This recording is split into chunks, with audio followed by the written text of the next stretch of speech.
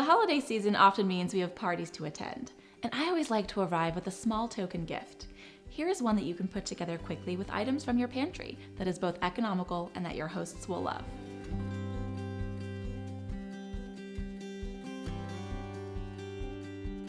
To start, we're going to take a quart-sized mason jar and add our flour to it. I'm going to get a scooper, get it in there, scoop at a time so you don't make quite so much of a mess. Pour the rest of that in there. All right, now you're going to tap it so it settles to the bottom. Then to that, we're going to add our salt and our baking soda. Tap that again. Then we're gonna add our raw sugar. It's our next layer.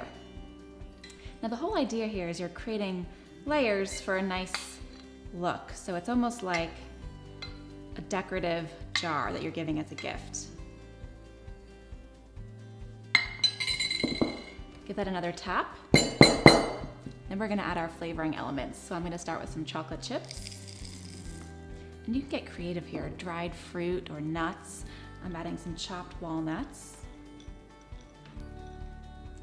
And then just a little bit of oatmeal on the top.